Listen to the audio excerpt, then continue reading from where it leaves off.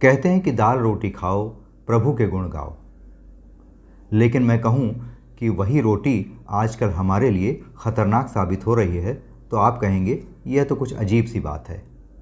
लेकिन मैं सच बताऊं तो ऐसा ही हो रहा है। आइए बात करते हैं हमारी रोटी पर। आज जब हम खाना खाते हैं तो कैसे खाते हैं? अगर हमें टिफ़िन ले जाना है तो उसमें पराठा सब्ज़ी या रोटी सब्ज़ी लेकर जाते हैं या ऐसा ही कुछ और लेकर जाते हैं। लेकिन अगर हम ब्रेकफास्ट की बात करें, जिसे सबसे ज़्यादा एनर्जी फूड से भरपूर होना चाहिए, फलों से भरपूर होना चाहिए, तो ऐसा नहीं होता। हमारा लंच कैसा होना चाहिए? जो हमें दिन भर काम करने के लिए एनर्जी यानी ऊर्जा प्रदान करे। और हमारा डिनर एकदम सादा सात्विक होना चाहिए, जबकि होता ठीक इसका उल्टा है। हमारा डिनर सबसे शाही भोजन होता है दिन भर का। देखिए, हमारे भोजन में काम आने वाला अनाज ऐसा होना चाहिए जो हमारे शरीर में टॉक्सिन पैदा ना करे।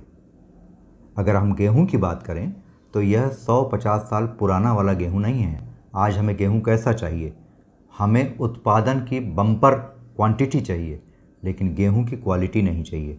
ये गेहूं जीएम टाइप का है, यानी जेनेटिक मॉडिफाइड टाइप का गेहूं है, जो हमारे शरीर के अंदर जाता है तो हमारे डीएनए पर बहुत ख़तरनाक ढंग से असर करता है, जिससे हमें डायबिटीज़ भी होती है, कैंसर भी होता है, अन्य ऑटो इम्यून डिजीज़ेस भी होती हैं, हमारी तोंद भी निकलती है और यह गेहूं हमें और ज़्यादा बीमार भी करता है। यूएसए के famous cardiologist doctor William Davis ने हाल ही में एक किताब प्रकाशित की है। इस किताब का नाम है द व्हीट वैली। उन्होंने इस किताब में लिखा है कि जब मैं अपने पेशेंट्स का हृदय रोग का इलाज कर देता था तो मैं यह देखता था कि वो बार बार घूम फिर कर फिर किसी न किसी बीमारी को लेकर के मेरे पास लौट आते थे। इसीलिए डॉक्टर विलियम डेविस ने अपने जीवन के 15 साल गेहूं पर रिसर्च करने में लगाए और उन्होंने ये पाया कि यही गेहूं हमें कैंसर भी देता है, हमें डायबिटीज़ भी देता है, हमें हार्ट प्रॉब्लम भी देता है, हमें स्ट्रोक्स भी देता है, और जितनी लीवर संबंधी अन्य बीमारियां भी हो सकती हैं वो भी इसी गेहूं की वजह से ही होती हैं। गेहूं में जो घातक केमिकल्स पाए जाते हैं उसमें ग्लूटेन के साथ साथ अमाइलोपेक्टिन ए और ग्लेडिन नाम के घातक केमिकल्स भी होते हैं, और ये केमिकल गेहूं में तब मिल जाते हैं जब गेहूं की जेनेटिक मॉडिफिकेशन की प्रोसेस की जाती है, और यही हमें बहुत ज़्यादा बीमार करते हैं। डॉक्टर विलियम डेविस बताते हैं कि यही अमाइलोपेक्टिन ए हमारे शरीर में घातक एलडीएल कोलेस्ट्रॉल की मात्रा बहुत ख़तरनाक तरीके से बढ़ा देता है। लेकिन जैसे ही हम गेहूं का सेवन करना छोड़ते हैं तो यह एलडीएल कोलेस्ट्रॉल 80% तक कम हो जाता है, जो हमारे शरीर के लिए, हमारे हृदय के लिए बेहद लाभदायक होता है।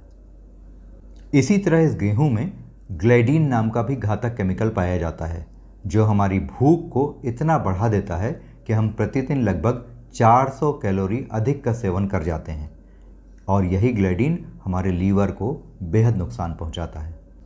इसी ग्लेडिन में अफीम जैसे गुण पाए जाते हैं, जिससे इसका सेवन करने वाले को इसकी लत लग जाती है और वह गेहूं छोड़ नहीं पाता।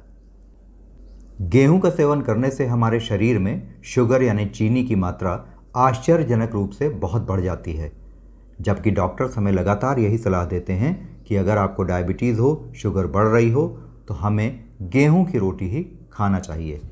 लेकिन यह इतनी शुगर बढ़ा देता है आपके शरीर में जितना कि आपको किसी बहुत अधिक चीनी वाली वस्तु जैसे चॉकलेट का सेवन करने से भी नहीं बढ़ती है। ज़रा सोचिए कि हालात कितने ख़राब हैं।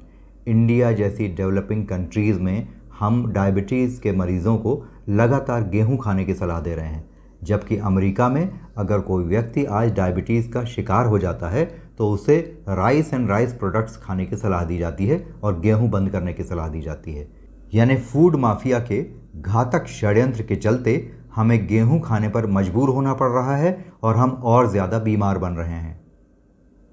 आपको मैं यह बताना चाहूँगा कि हमारे देश में पंजाब एक ऐसा प्रदेश है जहाँ बहुत ज़्यादा गेहूं का उत्पादन होता है और लोग यहाँ गेहूं का सेवन काफ़ी ज़्यादा मात्रा में करते हैं। लेकिन इसी पंजाब में एक कैंसर एक्सप्रेस ट्रेन चलती है, यानी इस इलाके के लोगों को कैंसर की शिकायत ज़्यादा बढ़ रही है और उसका इलाज कराने के लिए कैंसर मरीजों से भरी एक ट्रेन राजस्थान तक चलती है, जहां उनका इलाज होता है।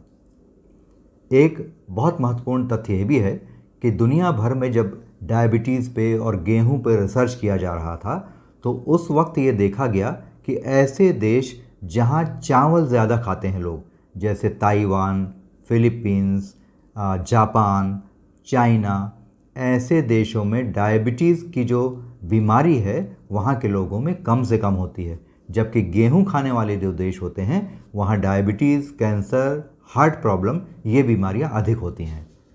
तो अब आप कहेंगे कि जब गेहूं नहीं खाना है तो आदमी आखिर खाए तो क्या खाए? तो मैं आपको बताना चाहूँगा कि हफ्ते में कम से कम 5 दिन आपको गेहूं का सेवन बंद करके या तो चावल का सेवन करना चाहिए, या अगर आपको रोटी खाने का शौक़ है तो आप मिलेट्स को अपनाएं, जैसे जौ, ज्वार, बाजरा, रागी। इन मिलेट्स की रोटियां खाएं और अपने स्वास्थ्य को काफ़ी बेहतर और अच्छा बनाएं।